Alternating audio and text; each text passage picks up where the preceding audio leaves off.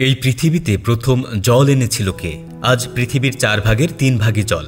কিন্তু কোথা থেকে এত জলে জলে ভরে গিয়েছিল আমাদের এই পৃথিবী? কোটি কোটি বছর আগে কিভাবে জলের টুইটম্বুর হয়ে গিয়েছিল এই সৌরমণ্ডলের আরও 2টি গ্রহ মঙ্গল এবং শুক্র? আমরা জানি জলের অপর নাম জীবন। জল ছাড়া জীবন সম্ভব নয়। তাই এই জল কি একেবারেই বহিরাগত? বিষয়টা ভেবে দেখেছেন কখনো?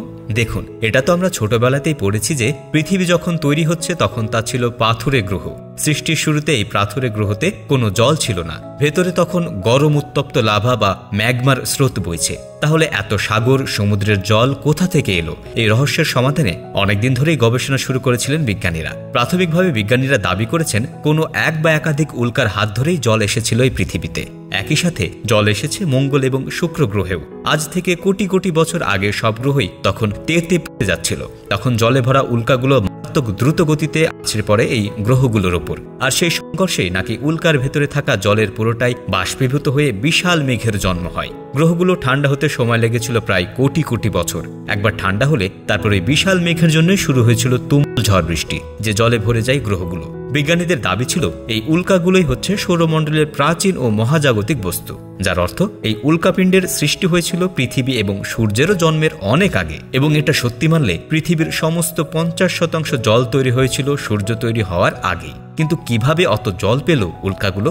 বিজ্ঞানীদের দাবি অনুযায়ী এই বিশেষ ধরনের উল্কাগুলোর মাটির সাথে মিশে থাকা খনিজ এবং জৈব পদার্থের মধ্যেই ছিল অফুরন্ত হাইড্রোজেনের আইসোটেপ ডয়টেরিয়াম, যাকে আমরা ভারী জল বলে জানি। আর সেই ডয়টেরিয়ামই হচ্ছে জলের উৎপত্তির কারণ। কিন্তু এবার এই ধারণাকে অনেকটাই নস্যাৎ করে দিয়েছেন আর এক দল বিজ্ঞানী। তাদের দাবি জল বাইরে থেকে আসেনি, বরং জল সৃষ্টি হয়েছে এই পৃথিবীতেই। আজ থেকে কোটি কোটি বছর আগে সৌরঝড়ের চার্জ পার্টিকেল রাসায়নিক গঠনের পরিবর্তনের সময় তৈরি হয়েছে জল।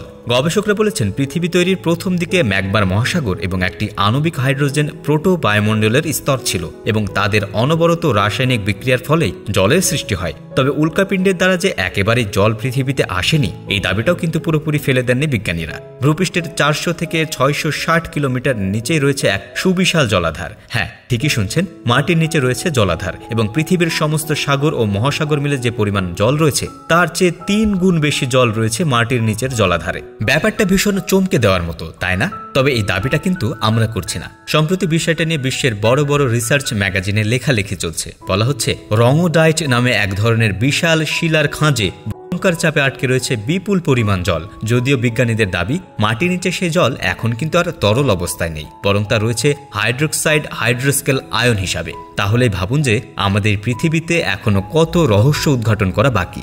এখন এই জলাধারের রহস্য উদ্ঘাটন করতে পারলে হয়তো জানা যাবে নতুন আরো অনেক কিছু। তো বন্ধুরা, কেমন লাগলো আমাদের আজকের এই ভিডিওটি? ভালো লাগলে অবশ্যই লাইক, কমেন্ট এবং শেয়ার করতে ভুল করবেন না। এতক্ষণ আমাদের সাথে থাকার জন্য অসংখ্য ধন্যবাদ।